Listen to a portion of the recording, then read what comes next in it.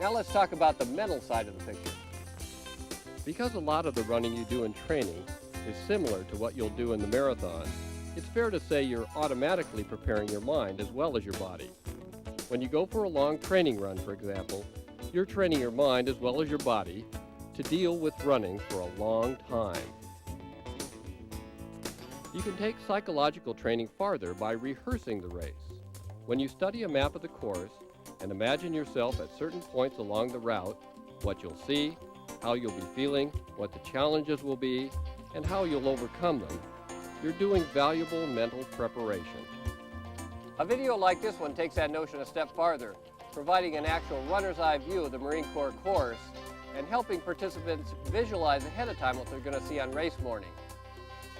With or without a runner's eye view video, it really helps to see the course in your mind's eye, so you minimize surprises on race morning. Basically, you want to have seen the course ahead of time, knowing there are hills, long straightaways, or windy sections of the course can help you prepare for them by including similar challenges during training and by imagining how you'll react to them on race day. Okay, let's talk about a few other things you're going to need for marathon survival. Marathoners have a well-deserved reputation for being able to put away food, and I don't mean in the cupboard. A rigorous training schedule can easily burn 1,000 extra calories a day. That's 1,000 above and beyond normal needs. Make sure you eat enough food to match these increased caloric needs. Concentrate on carbohydrates, bread, pasta, vegetables, fruit. Work toward a balanced diet with a variety of different foods and pay special attention to iron and calcium, which runners need in abundance, along with a healthy intake of vitamins. Most of these will come in a well-balanced diet. And above all, don't forget fluids. You can lose 3 pounds of water per hour when you're running on a warm day.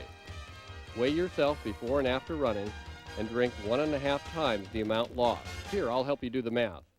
That's 3 pounds lost in an hour times 1.5 equals 4.5 pounds you should drink. A pint of water weighs about a pound, so 4.5 pints of water or sports drink ought to do it. Don't try to drink it all at once.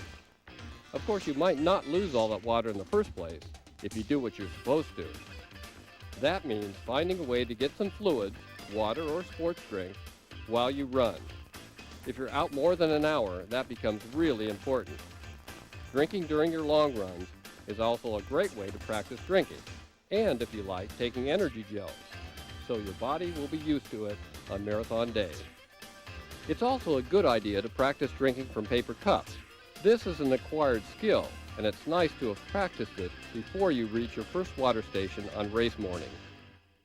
If you've been running enough to consider a marathon, you already know how important shoes are.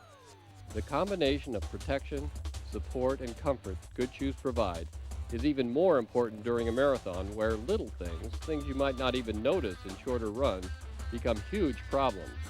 It's true of apparel too. Get some good shoes and appropriate apparel at a reputable running store and wear them during your long runs. That way, you can break in the shoes and make sure neither shoes, socks, singlet, nor shorts are likely to give you any problems in the long run. And if you're wondering what kind of problems clothing can give you, remember the C word, chafing. Very bad thing, chafing. Ouch. There are a few other products marathoners sometimes find helpful and that are available at most running stores.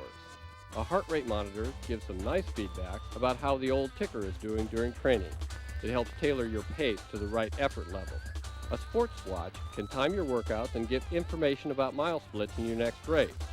And some of the more sophisticated watches actually tell you how far you've run, pace, altitude.